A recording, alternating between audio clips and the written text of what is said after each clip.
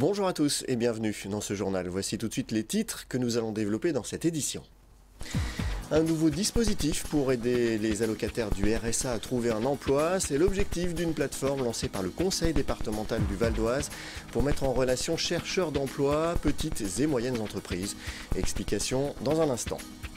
Vous avez raté un concert ou un festival musical multivers, une application conçue par 4 étudiants de l'IUT de Sarcelles va vous permettre de revivre l'événement grâce à votre smartphone et des lunettes immersives. Reportage dans ce journal. Ils sont plus de 32 300 à percevoir le RSA, le revenu de solidarité active dans le Val d'Oise, un nombre en hausse de 61% par rapport à 2009 et qui pèse donc sur le budget du conseil départemental en charge de verser les allocations. Pour aider les bénéficiaires du RSA et les aider à trouver ou retrouver un emploi, l'instance départementale va lancer un dispositif pour les mettre en relation avec les PME et les TPE. Angélique Boilet et Alexandre Porcu. Lors de la dernière séance plénière, les élus du conseil départemental ont voté une subvention de 123 686 € pour le lancement d'un dispositif destiné aux allocataires du RSA et aux jeunes. Objectif, les aider à trouver ou retrouver un emploi grâce à une plateforme de mise en relation avec les petites et moyennes entreprises du département. Faire baisser le nombre d'allocataires du RSA, une priorité pour l'instance départementale. Car depuis 2009, ce chiffre n'a cessé d'augmenter, plus 61% pour atteindre 32 387 2016. En 7 ans, la charge du RSA a été multipliée par 6. Le coût par an d'un allocataire est de 6 000 €. Si nous arrivons à mettre une centaine de bénéficiaires du RSA sur le chemin de l'emploi par an, c'est 1,2 million d'euros que nous économiserons pour le département dans le budget social qui explose du fait de l'augmentation des bénéficiaires depuis les dernières années. Sur les quelques 750 TPE et PME valdoisiennes, environ 500 seraient en capacité de recruter, estime le conseil départemental.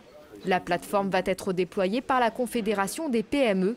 Ce dispositif, financé aux 2/3 par des aides européennes, va être expérimenté pendant 2 ans.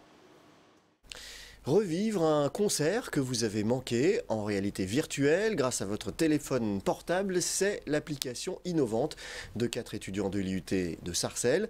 Une appli immersive qui vient de remporter le premier prix du challenge numérique de Roissy-Porte de France. Un concept original à découvrir dans ce reportage d'Olivier Zanetta. Un concert live à vivre en réalité virtuelle grâce à son smartphone, c'est le concept de cette appli créée par ces 4 étudiants de l'IUT de Cergy-Pontoise. Maëlle, Léane, Eddy et Iris ont développé leur concept ici, à Sarcelles, dans le département multimédia de leur IUT. Cette application, elle sert à revivre les festivals que vous avez ratés si vous habitez loin ou si vous n'avez pas eu les moyens d'y aller. Grâce à un casque de réalité virtuelle, donc pour être au cœur de l'action et que ce soit encore plus immersif. Alors l'idée nous est venue à travers un long parcours de réflexion. On voulait tout d'abord partager cette expérience au-delà des festivals, donc avec des émissions télé, etc. Mais on a limité au festival parce que c'est quand même une cible bien propre et on a pu travailler tout autour avec minutie. L'appli des 4 étudiants vient de remporter le premier prix du challenge numérique organisé par l'agglomération Roissy-Pays de France. Ces élèves de 2e année de l'IUT de Sarcelles étaient pourtant en compétition avec 123 autres projets, dont certains portés par des Bac+5 d'écoles d'ingénieurs. Leur concept a séduit le jury par son originalité et sa simplicité. Ce concept permet à tout un chacun de participer à des événements auxquels il n'aurait pas eu la possibilité d'assister. Et donc je trouve ça très intéressant dans la démarche puisqu'il s'adresse à des gens qui sont certainement des fois isolés, qui n'ont pas la possibilité de se déplacer ou par exemple aussi des gens qui n'ont pas les moyens de participer à ces événements. Ce prix pourrait permettre aux étudiants de développer leur appli. Il faudrait alors monter une start-up. Un autre challenge qu'ils abordent avec un sentiment mélangé d'enthousiasme et d'anxiété. On a eu plusieurs propositions, du coup des propositions de locaux, des propositions d'aide, d'accompagnement. On y réfléchit, on est encore jeune, alors on a un peu peur. Et on y réfléchit. On prend le temps d'y réfléchir calmement et on verra. Maëlle, Léane, Eddy et Iris ont encore un peu de temps avant de prendre leur décision. D'ici la fin de l'année scolaire, encore un autre challenge les attend, décrocher leur DUT. Avec l'arrivée des beaux jours et des vacances scolaires, l'île de loisirs de Cergy-Pontoise rouvre ses activités de plein air avec des tarifs réduits dans le cadre du printemps des loisirs. Jusqu'au 16 avril, une place achetée égale une place offerte. Et à partir du 8 avril, vous pourrez profiter de la vague à surf, de location de vélo et de stand paddle. Il faudra tout de même être un petit peu plus patient pour le téléski nautique, dont la maintenance a pris un peu de retard. L'activité devrait rouvrir le 15 ou le 22 avril selon les avancées des travaux. Voilà, ce journal est terminé. Je vous en rappelle le principal titre. Un nouveau dispositif pour aider les allocataires du RSA à trouver un emploi. C'est l'objectif d'une plateforme lancée par le Conseil départemental du Val d'Oise pour mettre en relation chercheurs d'emploi, petites et moyennes entreprises. Voilà, merci d'avoir suivi ce journal. N'oubliez pas que l'info continue sur notre site vonews.fr. À demain.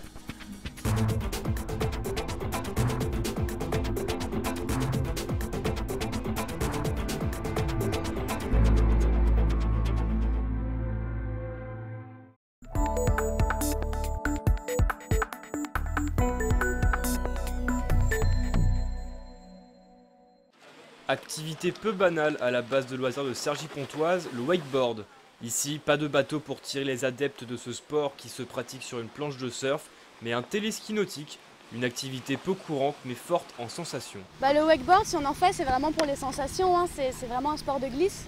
On en fait parce que le but, c'est vraiment de se dépasser soi-même, c'est de franchir ses limites. Et voilà, on ne respecte pas des règles du jeu inscrites, etc. C'est vraiment une compétition contre soi-même, on repousse ses limites, on fait des choses qu'on n'a jamais essayé de faire, qu'on n'a jamais tenté, qu'on n'a jamais imaginé qu'on pouvait faire. Et c'est ça qui est vraiment génial dans le wakeboard. Pour Antoine Allot, professionnel de wakeboard depuis 2 ans, le téléski nautique a changé sa pratique quotidienne de la discipline. Ça aurait été très difficile pour moi de m'entraîner pendant toutes ces années parce que c'est pas loin de chez moi, vraiment il y a un quart d'heure et c'est accessible, c'est vraiment pas cher. Et ça c'est l'avantage du téléski en général par rapport au wakeboard en bateau, c'est que ça coûte vraiment beaucoup moins cher et ça rend le sport, qui est à la base un sport vraiment réservé aux gens qui partent en vacances à la mer, ça le rend accessible à tout le monde. Vraiment tout le monde, n'importe qui peut venir essayer de faire du wakeboard et sentir les sensations de glisser sur l'eau, et c'est ça qui est génial.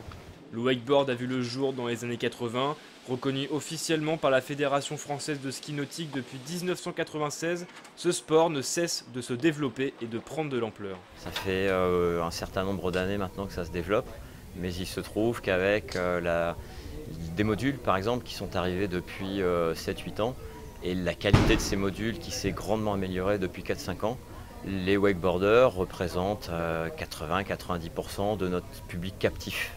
Si vous êtes tenté par le wakeboard, sachez que le téléski nautique est ouvert à partir de mi-avril jusqu'à mi-octobre. Il faut compter 35 € pour une après-midi et 600 € pour un forfait à l'année.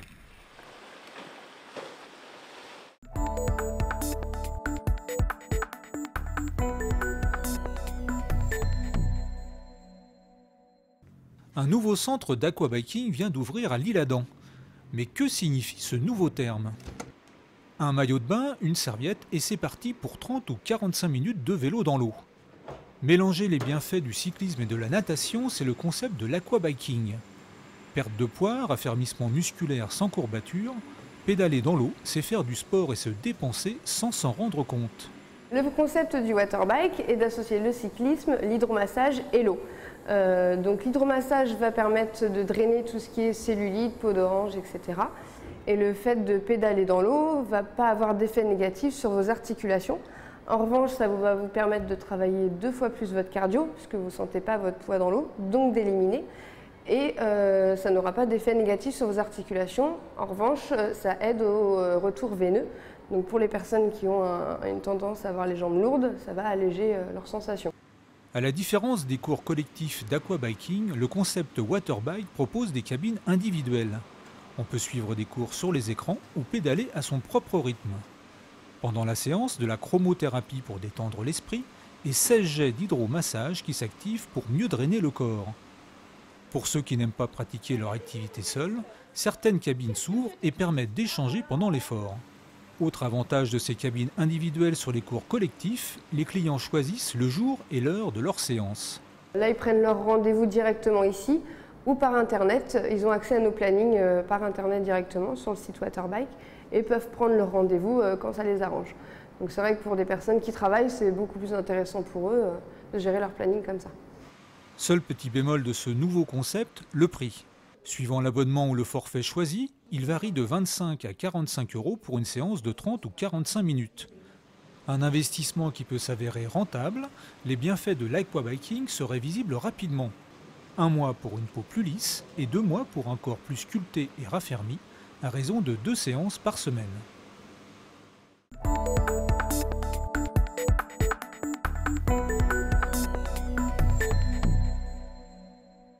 Derrière cette porte, c'est un autre univers qui vous attend, un véritable voyage dans le temps.